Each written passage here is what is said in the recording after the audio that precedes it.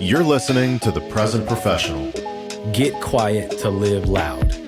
Aligned action or a distraction. Those are the two options. It's the best thing you can do for humanity. A podcast for leaders navigating the human experience. Brought to you by Humessence. And I'm your host, John Marshall.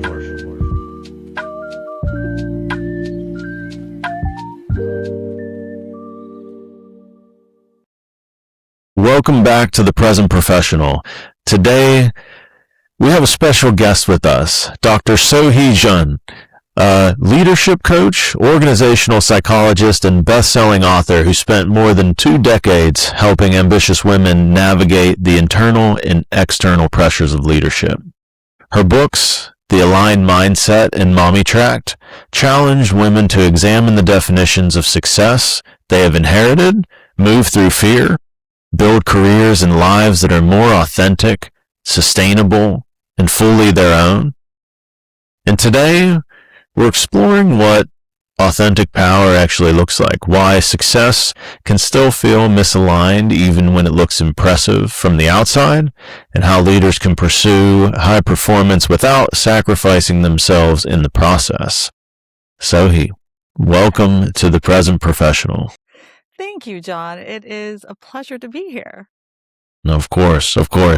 And just to kick us off here, you work with highly accomplished women who, right from the outside, are appearing to succeed, have everything going for them, and, but something is not quite representative from that on the inside, right? So, what are these women experiencing internally that other people might not see?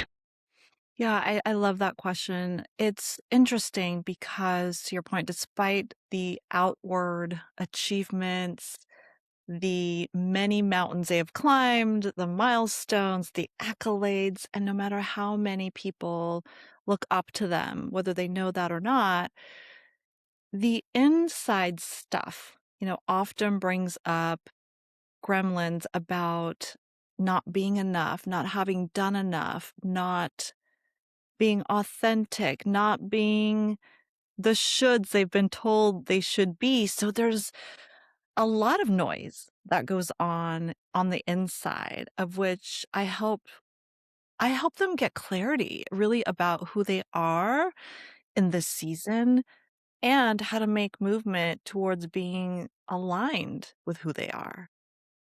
The shoulds. That's a big thing that comes up, I'd say, for regardless, man, woman. It's like, there's one thing I always say is, like, don't should all over yourself.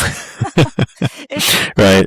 Yes. And it's hard to escape. Like, what I say is, like, as a human being on this planet, we are shoulded all over from a lot of different sources. And the work for outer success is to get clear and remove the shoulds that don't align with who you are and amplifying your unique strengths. And that's been my journey as well. Well, you brought it up, and I'm glad that you did. I'd love to hear a little bit more about your journey and what led you into specifically this work that you're so passionately in pursuit of supporting. Yeah, I've been doing this work for 25 years and I never tire of it. The leadership challenges seem to shift, so I say it's an honor to be doing what I'm doing. And it wasn't by design. I am an immigrant, and the term I use is the bridge generation. So my children, I have 3, are first generation, and I am an immigrant, of which the bridge is like how I'm trying to bring in all the good parts of being a South Korean born in South Korea and being in the US and living to those expectations and norms as well, and passing on the best parts to my children. So, I, as an immigrant, was deeply in the should of doing the classic, do good in school. And my parents worked a lot of different jobs. And I did a story and a podcast story around my lived experience of helping my parents clean offices. They at that time they were doing all they could to really make ends meet. So sometimes that meant going to the offices with them to clean. And that I think is really important to share because it was a moment for me that I really remember in which, John, I was like, how do people get these offices, like literal corner offices that I was cleaning? And I just remember being 6 or not 6, but like maybe around 9 or 10, maybe a little older. The memory's a little fuzzy, but just being in that office thinking, wow, what did they do to get there? And I think that was an important imprint because it fueled in me really also, propelled by my parents' desire for me to get the education that they came here for us to get. And doing all the schooling. And my mom was not a tiger mom. I'm South Korean, and we have this lore, right? Like, oh, you must be a tiger mom. She wasn't. She was too busy working. But what she did tell me was get the education no matter what. That was like priority number one. So as the good girl, I went to college and I said, listen, I guess I'll be a medical doctor. And then, John, here's where the plot twist comes in. I was like, I cannot do this. One, I sucked at sciences. I mean, I could do it, trust me, but like it didn't give me joy. Even before the term was a thing, I was like, this is not giving me any joy. And it wasn't until I found the organizational psychology course in my senior year, I said, this is it. It's like one of those pivotal moments where you just know, and those moments are rare and far and few between. But it was that moment I was like, he is talking about psychology, something that I'm super innately interested in, and doing that in the workplace. Like, I want that. So I followed that juice and that energy, which led me into a PhD program, which, I felt like I checked off the marks. I was like, okay, I'm getting an advanced degree. My parents should be assuaged by that. And even though they didn't know what the heck organizational psychology was, because this was, we're talking the 90s. And it wasn't doctor, lawyer, engineer. So what was it? I know exactly. What kind of doctor? You're getting a PhD? Okay. So it propelled me into this career of which I started out kind of excited and also unsure because there wasn't a clear path at that time. It was, you can be a consultant and go around and do the consultant life, or go internal and pave a way for yourself. And I chose the internal route, of which was the right thing for me, working at a lot of different companies doing everything: organizational development, talent development, leadership development. And then I found even more juice and energy around the coaching piece, which is where I dove just all in. Yeah. Oh, that resonates. Yeah, coaching, it's interesting because coaching found me at the point in my corporate career as well, and just like leaned all the way in to coaching. Like, different route, but like you said, when you discover that thing, it's beyond it's beyond logic, where it's this, heart-centered drive to like connect deeply with this body of work. That's how I also felt about coaching. So it's beautiful to meet you here. Yeah, agree. And I think I'm speaking for you now, and if it's not true for you, of course we can unpack this, but I do think it's my deeply curious nature. Even as a child, I remember just being super curious about people, about my inner world.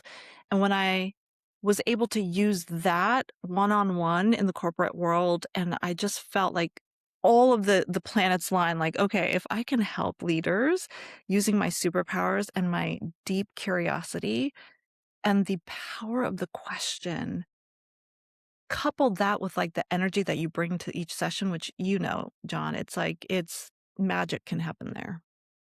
Certainly. And yes, you spoke for me. Deep curious. My childhood, even today, is fueled by deep curiosity. Like, catch me at 1 a.m. on a Friday when I should definitely be catching up on sleep, watching some YouTube video about, I don't know, astrophysics or something random. So I mean, yeah, deep curiosity about the human experience. But in this curiosity, right, led you to like follow your heart to working with, right, the most unpredictable thing we can, just the human psyche, right? The place where you can have infinite curiosity, and you come to this place of alignment. Like you speak a lot about this term, Mm-hmm. and it carries a lot of weight in a lot of different contexts, right? Alignment scales from the individual to the team to the organization to society at large. But when you use the word alignment, like at the individual level, like what exactly is being brought into alignment in the work that you do? Yes. So at the individual level, and by the way, I think I always say I coach from lived experience, and it's been my work, my own personal work. And I think this quote comes to mind, which I saw this quote maybe 15 years ago now, and it left an imprint. And it's one that I think really encapsulates what it means to be in alignment at the individual level. And it's Gandhi himself, the wise Gandhi. And he said, happiness is when what you think, what you say, and what you do are in harmony. And Mm. when we really, really like lean into what that means, it helps us look at, okay, what am I thinking right now? Again, the mindset piece that I'm so passionate about and wrote about in my second book, your mindset. And then how is it helping you show up in the way that you want to? The way that you speak about what you say you want, except there's all this internal tension about how you want to show up and the stories that we tell ourselves, the load emotionally and just all the stuff that we carry around that gets in the way of being in alignment. And then it makes us act in not in congruence. So I love saying this quote because it just is such a succinct way of saying, like, how are we mindful of what we think? Because it helps us show up in the way that we want to. And then are you saying the things that are true for you, right? So all of those things have to, I think, exist to be in alignment. Beautiful. Beautiful. I had to sit with that quote for a moment and like really internalize it, integrate it. And that feels like alignment. So what you think, what you say, and what you do are incongruence. Is there any particular order that a listener should be thinking that? I mean, I know you mentioned mindset to start, but can your actions and your words influence, right, your mindset or vice versa? And I guess in a directional way, is there some priority that you place on what you think, say, or do? Yeah, absolutely. And it is in that order. Look, in writing the second book, The Aligned Mindset, I did a lot of research, and that research was made up of going back to the women that I coach who are highly successful in their own ways to really get under the hood of, okay, well, how to get there? How do you navigate challenges? And what I found was that underneath it all was their mindset. And so that question of where do you start, if anyone were to really be interested and want to get more in alignment, it is to create awareness around their thoughts because it shapes how we show up and it's one for one. So if entering into this podcast, I was thinking, oh man, I'm so nervous. I'm not going to say things right. I'm going to sound so small and like an idiot. Whatever that narrative is, it one for one will make me shrink in this conversation with you. It will diminish my energy, my participation, my interest in your questions, how present I am with you. Literally, I've seen it one for one in my clients, and just in the work of writing the book. So many stories of how mindset shapes how you show up. So, Hmm. how do we get aware of our mindset? It is to slow down and get curious about your inner narrative, right? Mindfulness is just a fancy term of saying get aware. Literally, just be aware of your inner dialogue, your triggers, your strengths, your opportunities. That's how it plays out in the corporate sense. Hmm. At the individual level, it's, how aware of you are you of your thoughts and your inner monologue? Is it helpful? Is it really supportive of how you want to show up? Mm. I always find that there's some trigger here that, or a catalyst, I would say, that gets people to say, maybe I should start looking at myself. Maybe I should start looking at the inner narrative. And it's typically some, I don't know, some piece of feedback that jars them, something that's a counter to their ego or identity that kind of jars them into, am I who I think I am? Maybe I should start looking at that, or some life altering experience, or just some deep forced slowing down that kind of just causes you to look internally. Pandemic, anyone? Right, Yeah. right, exactly. Great catalyst for self awareness work.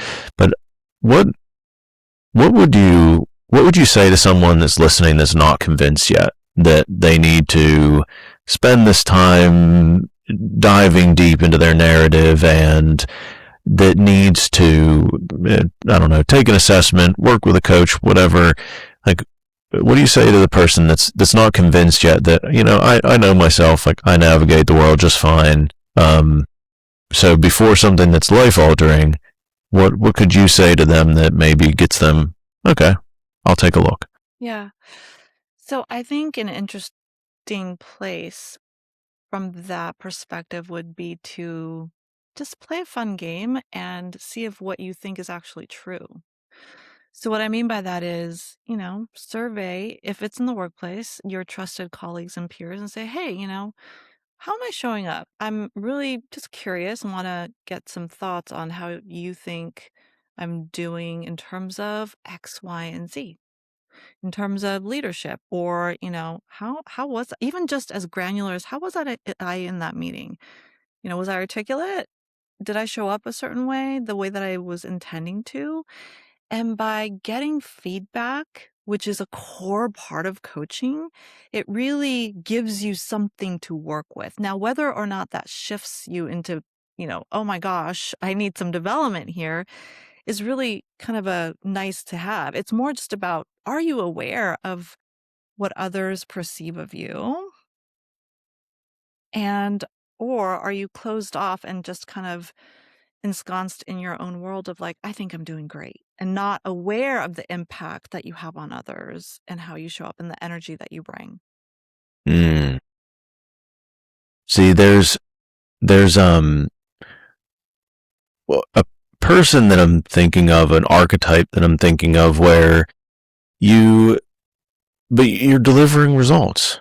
Mm. Like, I'm, like the numbers are there. I'm doing well. I don't necessarily care what others think about me, because I'm performing, and that's what my company values, or, or maybe even they're behaving that way because they think that's what their company values or something. Why should they be interested if the fiscal results are there, but maybe their colleagues could have something to share with them that would round them out or provide an opportunity for insight? Why Yeah. should they care? Why should they care? Because literally those are like, that's every single person that comes into coaching. Here's why. Um, Either they come to that realization of like, oh man, I've gotten some feedback, I need to work on that. That's one avenue. The other choose your own adventure is your manager's like, John, You need coaching. Here's why. You're technically great. I know you're making the numbers. You're our best salesperson. Except I can't put you in that meeting because they think you're a fill in the blank. Or the people above me, they're not a fan of yours.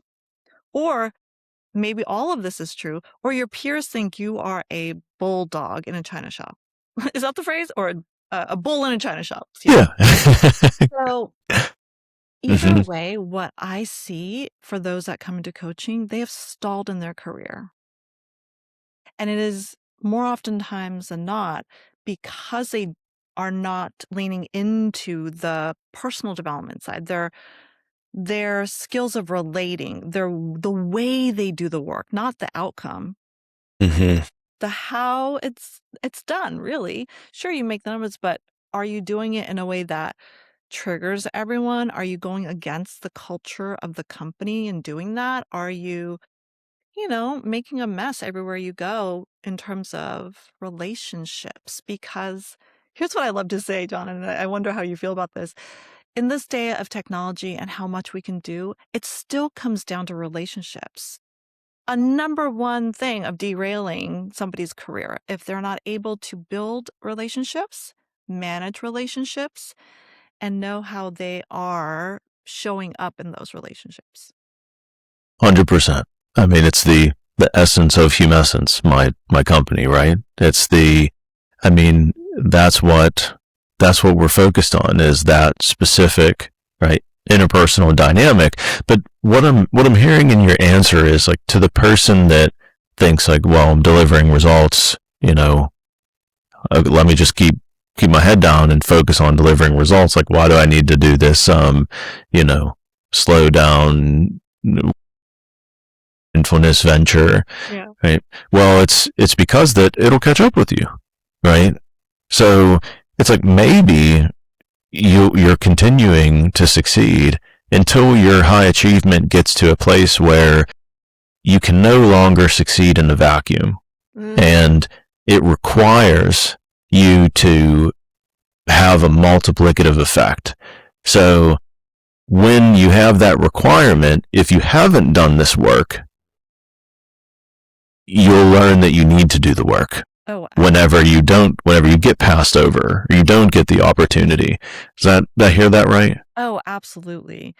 There's a study that came out recently from Burning Glass, and it's this concept of the mid-career stall, and that they're seeing enormous numbers of people in their mid-career not get promoted, and they time bounded it. Like, if it hasn't happened or you haven't advanced within the 5-year window, it really has to come down to, okay, there's structural things, sure, right? There's only so many promotions to go around, so we have to recognize that. And also, there are things that the people that aren't getting promoted are not doing. So, factor those things in, and you got to wonder, okay, if I want to advance, is what I'm doing in terms of meeting the numbers enough?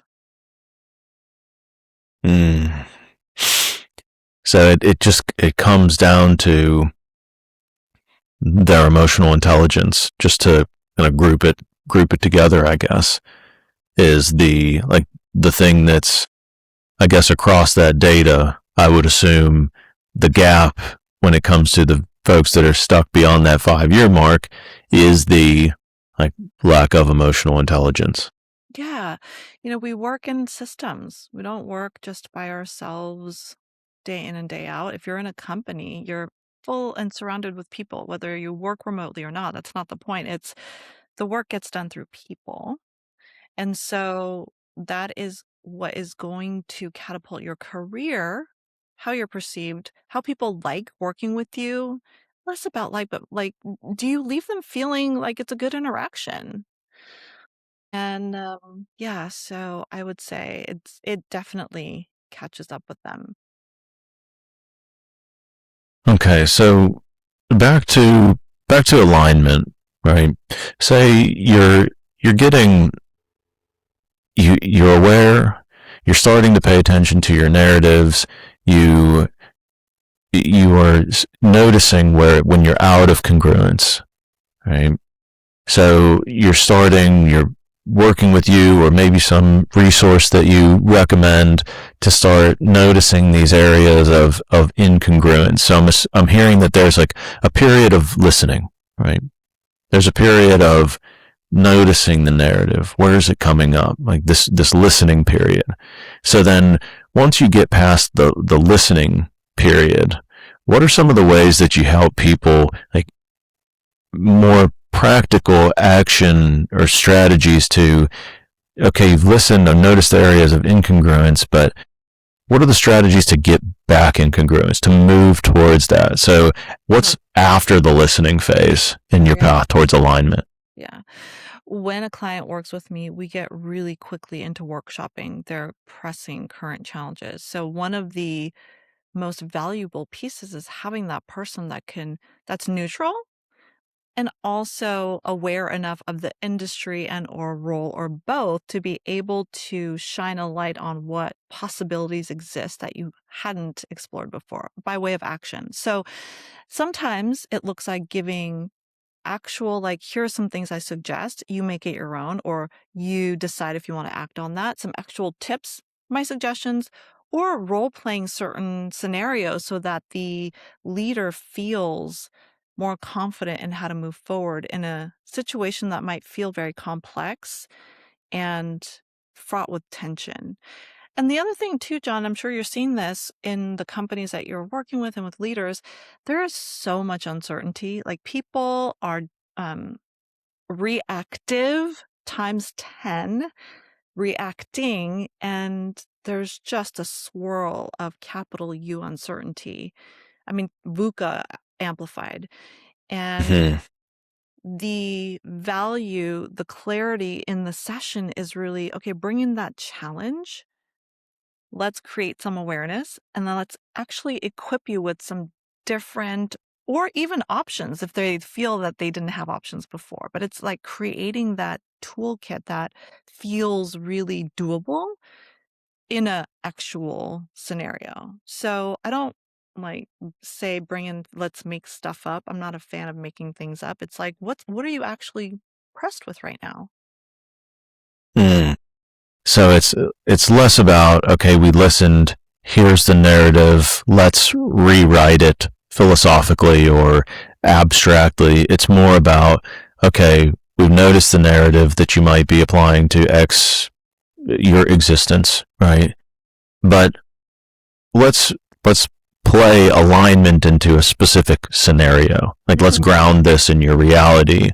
Like how are you approaching this from a state of congruence? Like what are your options there to respond in a way that is aligned with who you are, what you think, right? In a way that you can say and do what's in alignment there. So you actually play it out in the specific scenario itself. And I find that coaching is a lot about going from a place of this is just the way I handle things or this is the only option to expanding that to what are the options. So I heard you mention like giving options, right?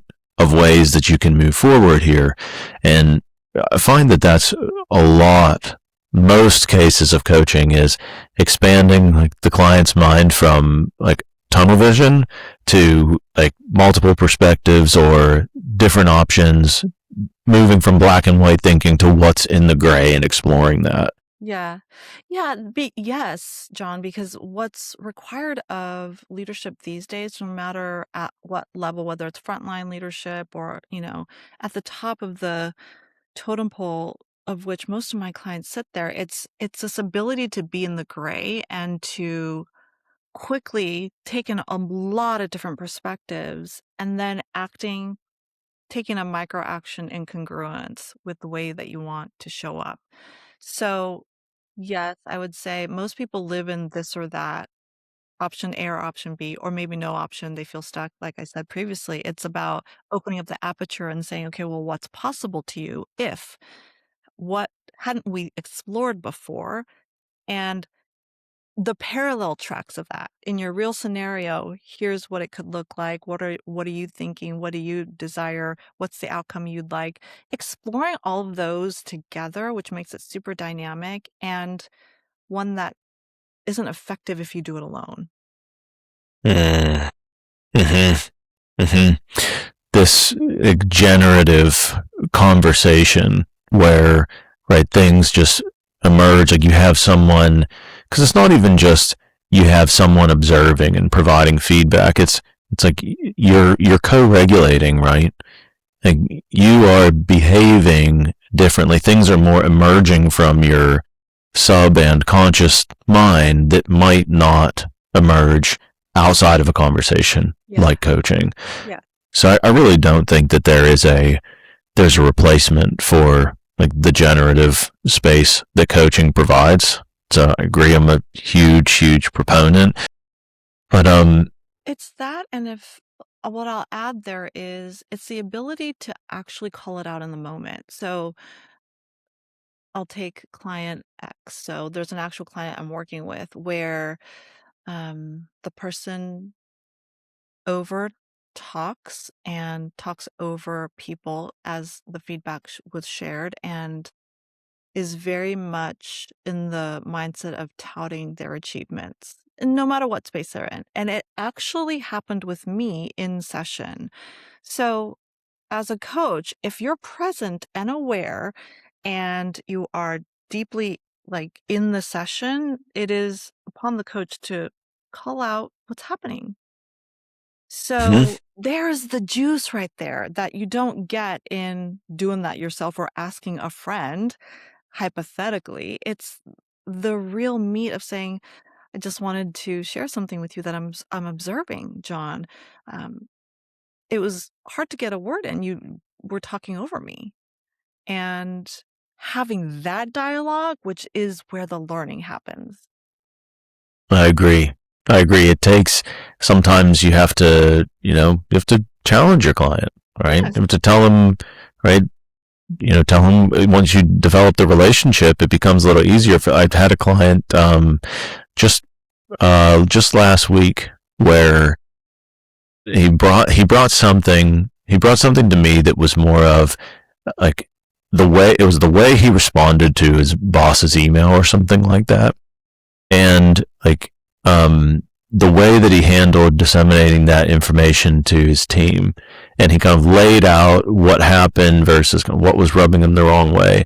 And it just got to the point in the session where, I just asked him, like, I think what answer or what approach is aligned with who you are and the leader you want to be. And you're asking me for my opinion to confirm what you already believe. Like, confirmation bias. What's true about that, right? And he was essentially like, okay, maybe. And I'm like, well, I'm not going to give you that because you already know what's in alignment with you. So you're welcome. right. Like he already knew, but I had to, the easy thing would have been to say, like, yes, it seems like that, like this way is more aligned with who you are and this works for you. Right. That sounds like a chat GPT response, by the way. Exactly. Yes. Oh, certainly. Which, I mean, that's a whole nother conversation. And that is the work of a coach that's very aware, has done, I think, their own work to create groundedness. And I bring my lived experience, and I know you do too.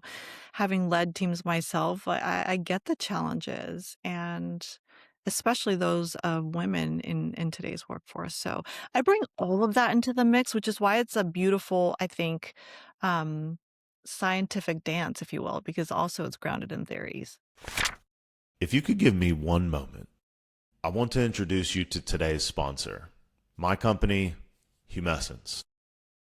By listening to this show and putting these ideas into practice, you're already someone who cares deeply about culture, leadership, and how people work together. And at Humessence, we provide growth stage organizations with training and coaching to build the systems and leadership practices that build these ideas into their culture as they scale. To learn more about this, visit humessence.com and schedule a free consultation with me or any member of my team. So thank you so much for listening. Now, back to the show. Certainly. I mean, we could spend a whole episode on unpacking all of that and the theories under that, right? But I want to marry what we've been talking about alignment with another concept we see in your work is authentic power. And first, I'd love for you to explain to the listeners like to what authentic power really means and how it's supported or even like completely tied to alignment. Yeah. I will use this example, which is that most of the female clients I work with, some version of this exists, which is I need to work on my executive presence. And and you had a reaction right there. And the core question for me is, okay, so what stripping or the word is really unpacking what they've learned, seen, been told about what executive presence looks like. Let's first create some awareness there and then peel the layers and pull the threads on who are you. So let's use me as an example. Sohee, who are you as a leader? What does that version look like? When we take off the layer of performing, the layer of people pleasing, the layer of what we think we should do, coming back to that term, and who is Sohee as a leader at her most authentic. And it might take a long time for that to crystallize, and that's the work in session. And sometimes it's not. It's, I want to share my perspective freely. I have a lot I want to say. I just feel like I can't say it. Or, I want to stop being so nervous and so judgy of myself. I feel like everyone's judging me when I'm at a committee meeting or, presenting to the board or whatever that looks like. It's helping them anchor into their unique strengths, really grounding them in that, and that it's okay to be who they are. Despite they might see so-and-so getting accolades or, all of the promotions or praise for whoever that person is and what they're doing. Forget that. Let's be here in who you are, remove some of the comparisonitis, and I'm saying just a lot. I feel like a lot of terms that are so out there, but really it is about the work of bringing out and amplifying who they are so that they could be in alignment. Because here's the story. Before this session, John, I was in a coaching session with a client, and part of the conversation was, okay, so who are you? What does that look like? And how can we help you feel confident that that's enough, right? Instead of being performative or who you've been told you should be. So I'm hearing there's a little bit of like the demystifying this narrative that you build around the executive present archetype in your mind and saying instead of being that to achieve executive presence, it's like, what does true presence for you, client, look like? So who you are and bringing that authentic presence to the table will actually provide you more personal power in the conversation than it would becoming that archetype. Mm-hmm. Yeah. Am I hearing that correctly? Yes, you are.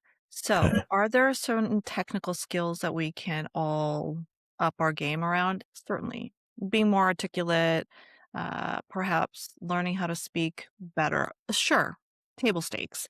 And then it's really about this phrase, and I love quotes. I remember quotes a lot just around leadership. And this one is by Maya Angelou. And she said, people don't remember what you say or do, it's how you make them feel.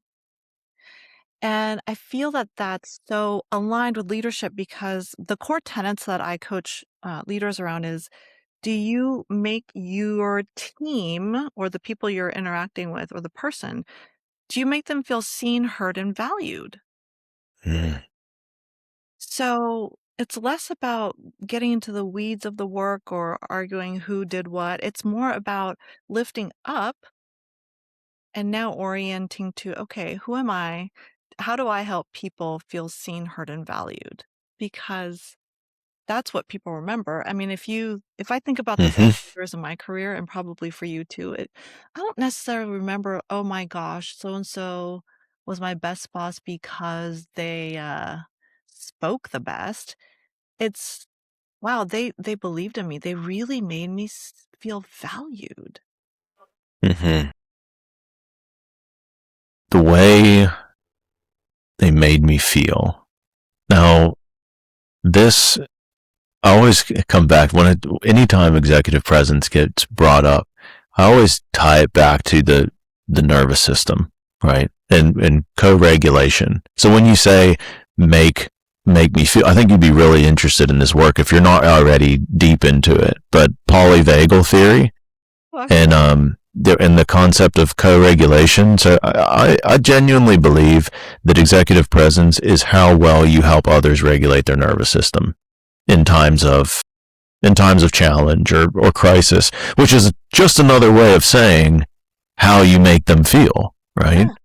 It's like when you feel seen, valued, like you're present, you're comfortable, you're at ease with the challenge that we're facing, right?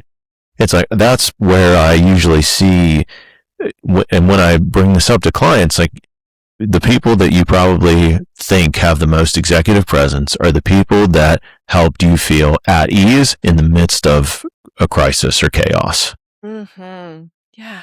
I Right? deeply resonate with that. Absolutely. And now I'm going to dive deeper into that topic. Well, I think you'll really enjoy the work, but to tie it into your work and the frameworks of like between alignment and authentic presence is like, in order to regulate your nervous system, like in order to do it, whether you say it's how you make you feel or regulate others' nervous system, it doesn't matter. Like you have to be in a place where you can regulate your own nervous system, where you're comfortable in your own skin. And I think like it's just tying all of this together for me where like authentic presence captures and authentic power like captures all of everything we just said. Oh, 1,000%. Yes. I love that. Uh, and where I'm going in my mind is, that's what the work has been and why it's been so deep with the women because they're so, and I'm of course generalizing, and it is true too. Both can exist. That it's more of a service role. Like I want to do things for you, for my team. I want to do it for my boss, for my clients, for my family, and then literally, even if they're on the list, probably not. It's that work. Like one of the questions that I start off my coaching sessions with is, okay, what word or words describe how you feel? Because again, it's getting back to that premise of mindfulness and awareness and helping them get below the neck, right? Embodied leadership. What are we Mm-hmm. feeling to help us co-regulate ourselves? Starts from a place of awareness. Like, okay, now I'm getting circular, but you get the point. It's, can you put words to what you're feeling? And it sometimes catches people off guard. They're like, oh, wow, gotta think about that. Again, the whole thinking thing. No, no, no. Dip into your body. How are you feeling? Yeah. Yeah. Yeah. I mean, because we value logic, right? We value head intelligence, like not in more just capitalist West in general versus, right, heart intelligence. And, and the thing is like, in order to get to a place where you can be aligned and, and authentically present and empower, you have to be able to understand and articulate how you're feeling, because it's not that, when you're regulated and you have this profound, authentic executive presence, right? It's not that you don't have feelings, right? It's not that nothing affects you and you're no longer triggered. It's just you are acutely aware of the body sensations that like bring about this non-presence. Yeah. So you're able to manage them. So I think what you're saying is when you're working with your clients through this in that profound way to enter a question of specifically how to describe how they feel, like even that act right there in session with you is getting them more in tune with the noticing it requires for them to be able to self-manage and be present, regardless of like the stakes, the crisis, the things that are going on. Like starts with that one question. It does. And it's a simple and I think a really profound one. And thank you for illuminating that, John. It's like, I think it's as you're probably seeing too, there's so much like chaos, uncertainty, as I said before, that really untethers people. In most of the clients, they come from the entertainment industry currently. There's, mergers, there's layoffs, there's teams being merged, there's people thinking about retirement quicker than they thought, or all sorts of organizational upheaval. And so this work feels really pressing right now from a coach's standpoint, just to help people tap into grounding themselves so that they don't then leak it onto and react and really ruin relationships, which I think at the end of the day is the majority of our regrets. Mm-hmm. Mm-hmm. Well, so let's talk about some of the things that get in the way of authentic presence and alignment, because this conversation brings up something I just experienced with a client maybe 2 weeks ago.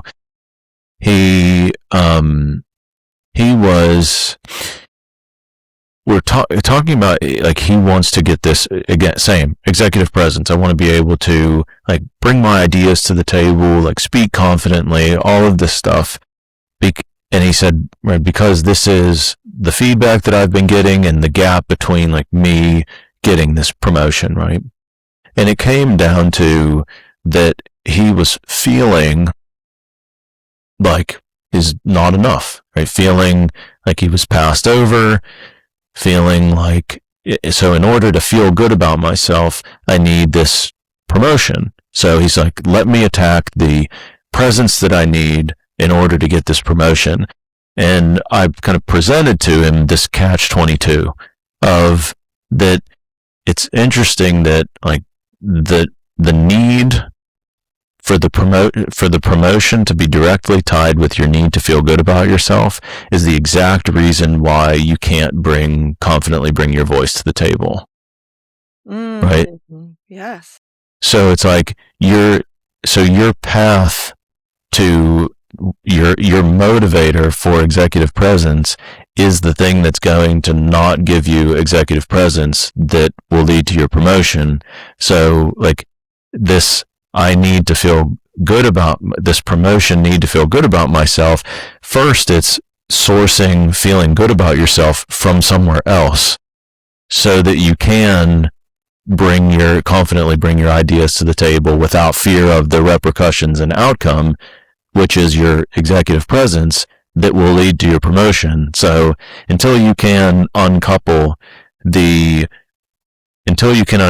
feeling of being enough or feeling good about myself being tied to the promotion, it's going to be difficult to take social risk, right? To be authentically present and present your ideas and those things. So it's been, so ever since that conversation, and even before, I've been like really curious about all of the things that can get in the way from authentic power, authentic presence.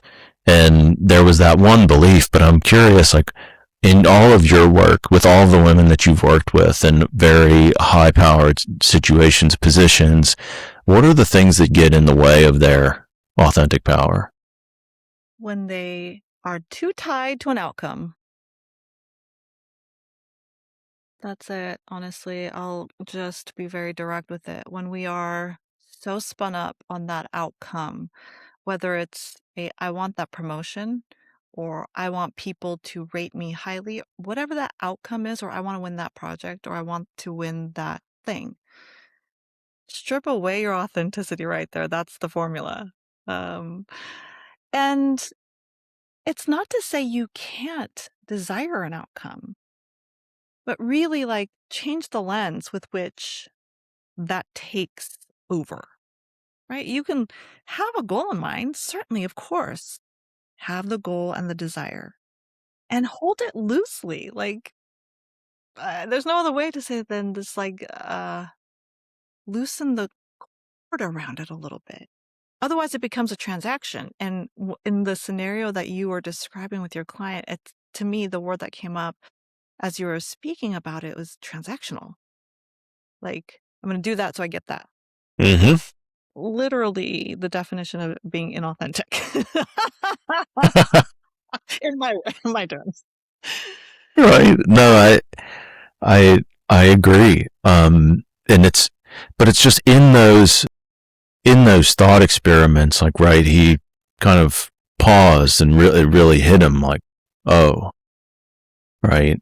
So then the cushy work of like feeling good about myself from somewhere else is now tied to this like really material outcome, right?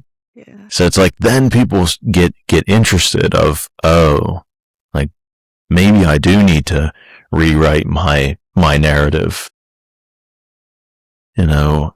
So when it comes to the outcome, it's funny, like it always, for some reason, I feel like all of my conversations always come back to these Eastern philosophical principles of, right, releasing attachment to the outcome, right, the path to enlightenment.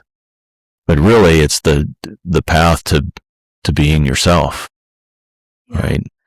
I'll share a personal story there. There was a point in my life, probably 2 years ago, when I was so tied to the outcome of the second book, The Aligned Mindset. And I didn't know it at the time, but I was literally like, when I'm focused, I mean, of course, that's partly what contributes to outward success, right? The ability to focus and do what you say you're going to do.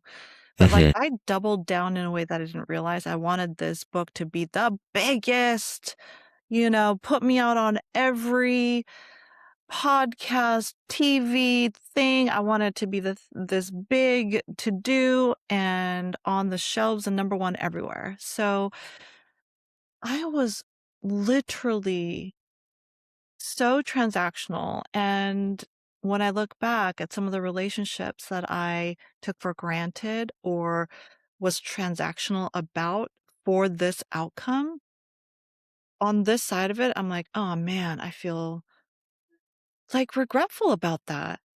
I feel regretful just being untethered or having gone through that really crazy outcome driven experience and sitting here with more clarity. And I would do it much more differently and in a way that is authentic to who I am versus I want that book to be number one everywhere. I want it to be read. I want it to be sold, you know, whatever number of copies I was anchored into. It drove me and probably the people around me, like, a little insane.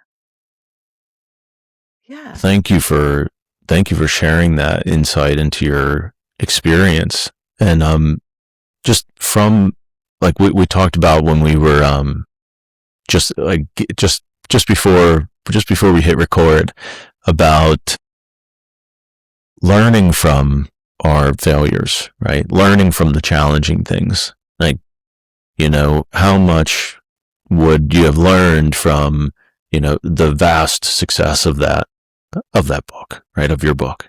Yeah. So, now with the learnings that you have today, like, how does that influence, one, your ability to recognize when you're shifting into that transactional state in the future for whatever reason?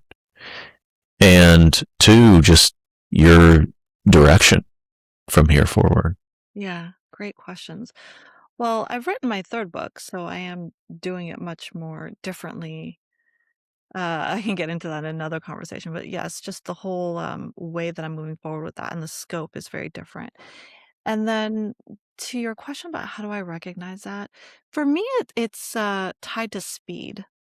So when I feel myself like wound up and wanting to move fast, for me, feel it in my body. I feel very tight and kind of just like almost pulled forward in a way that I'm not anticipating. It just like I act on things without really thinking about it, just for the sake of moving forward. And that's when I notice, like, if I do one or two actions that feel that way, I, I literally tell myself, okay, take a beat. Give it a second, maybe give it a day, come back to it. Do I still feel the same? Is it aligned? Is this important? Is this priority? I go through all of the mental checks and questions, which can then move me into a different like action or maybe not moving on that thing, just a different experience when I come back to it. So it's like I know me now at 50 to be able to say, okay, I gotta slow down when I feel myself propelled forward in a way that wasn't generated by me. And that's another, core thread we could discuss as well is, oh, well, this is just who I am now, right? I'm 45, 50, 55. Like, I am who I am, no reason. But, that's something I really respect in you and respect in a lot of people respect this and respect a lot of people that respect that this is an ongoing journey. Like, we're never not learning. And I hear that from you and, just wanted to celebrate that. Thank you. Yeah, it's lifelong. I mean, it's this what I call it's the game of being human. And as long as I am taking breath, I will learn. So that's the promise to myself. Beautiful. Beautiful.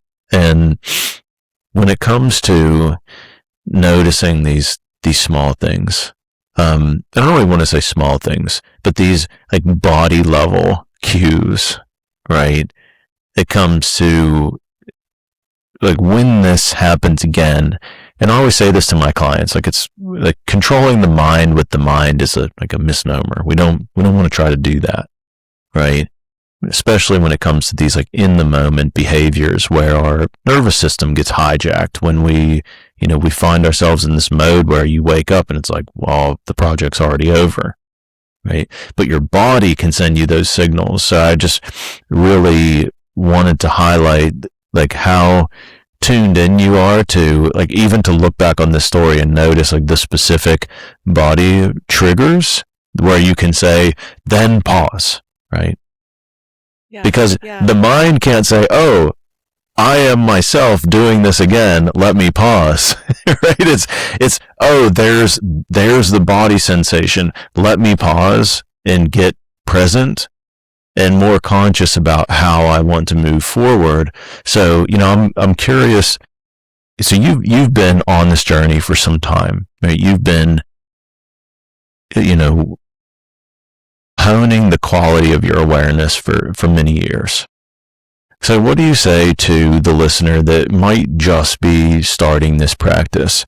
Like maybe they just got interested in the body triggers that happen whenever they are caught in some rabbit hole or are hooked by some emotional stimulus and they want to start doing something about it.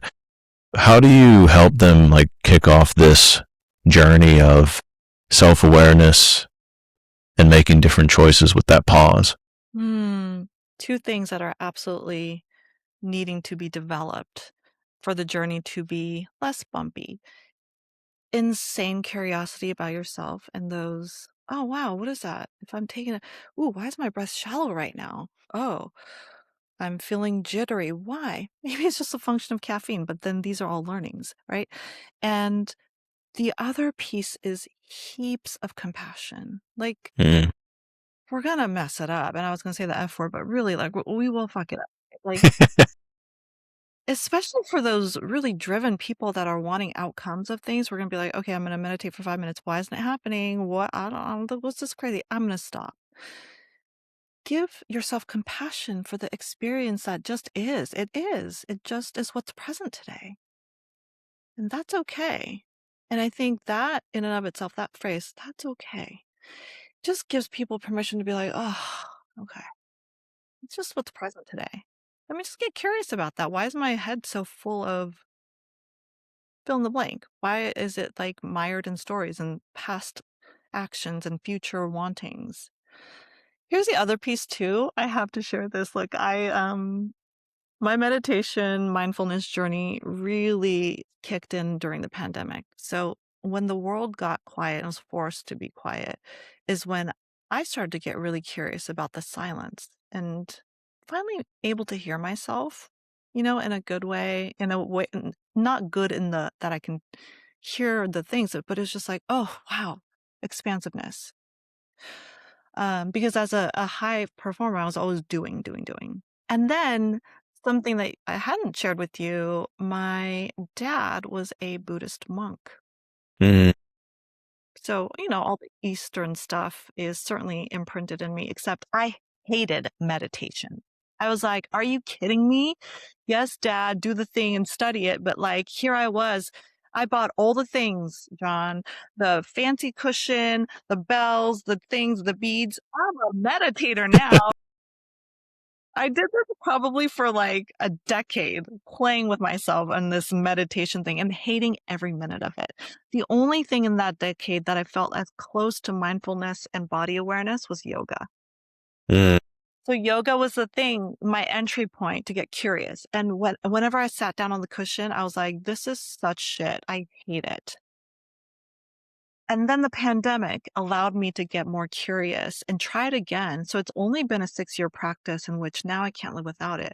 But I want people to hear that. Like, my dad was a Buddhist monk. You would think that I would just took to it. Yeah. I repelled it. I couldn't stand it. Didn't like the noise in my head until I was ready for it. And so that's the journey. Get curious, give yourself compassion, come back to it. If you're not in for it right now, don't force it. Passion. Mm.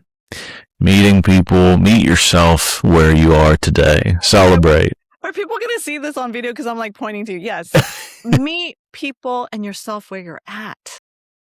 Mm. Yeah. Well, I have to say that yoga was like I was always interested in Eastern philosophy, but yoga was also my entry point as well. Yeah. I've actually been teaching yoga for about 8 years or so.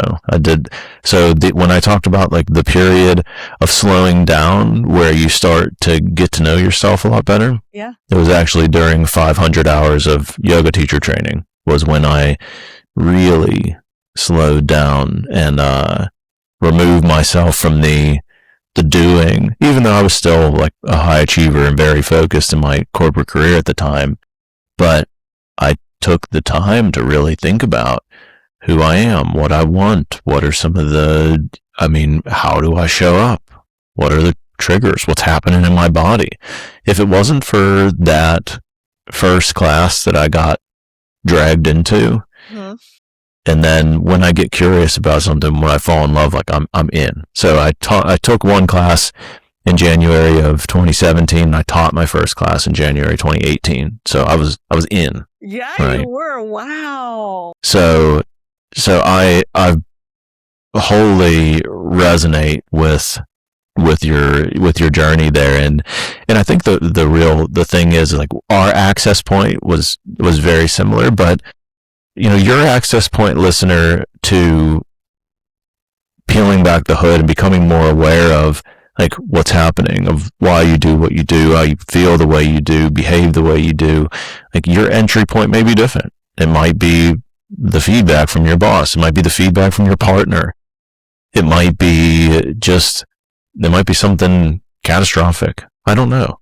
Yeah. All of those paths, yes, they exist. And I guess it's funny, just a funny side note. I also entered into yoga teacher training and I hated it. I loved going to yoga. I hated the class. I took 2 and I was like, I bounced. I'm like, I'm out of here. Oh man, I know, and I could see some studios me having that, but the studio I did my training at was just so special, and it's funny because the owners of the studio were very versed in this work called light year leadership, so they were essentially all going through coaching and being like trained as coaches. So it was, the funny thing was I think the training was so resonant was because it was led by coaching philosophy. That is very different. And to get to your point about, yes, the entry point is different, and welcome that. For the listeners, so welcome your entry point wherever, whatever that is, and get curious. Yeah. Because, I mean, really, the life that you want, everything that you want is on the other side. The fundamental things that we want and need are on the other side of that, I believe. I do too. Well, so we've covered so much today, and I know I want to take this up to the systems level, but we're going to have to do that on another episode. You're going to have to come back, because I want to hear how this authentic power scales to the team, right? And the organizations that want to start doing this work. But I think this is enough to leave the listeners with, to get curious about themselves today. Yeah, I agree. I think we still have a lot to unpack, and today was dense in the best way. It was just a lot meta questions. We went a lot of different places. Yeah. Definitely. Well, before we sign off, I would love for you to just leave, if there's one thing, one practical action that anyone listening to this point in the episode should take to understand themselves better, what advice would you give them? Yeah. I would give them this, which is notice your internal thoughts. What is that voice? And is it supporting you in the way you want to show up? Just start there. Yeah. Beautiful. Well, thank you so much for sharing that. And listeners, we will have links to Dr. Sohee's work in the show notes, so you'll be able to pick up all of her books, that and another that's coming, and all of her website. So, I mean, really, it's just one interaction away. So if something about her energy or something that she said today resonated with you, like, just go to her website and reach out, right? It will be, the links in the show notes lead to an actual human. So, like, don't hesitate to interact with her. And thank you so much for being listeners.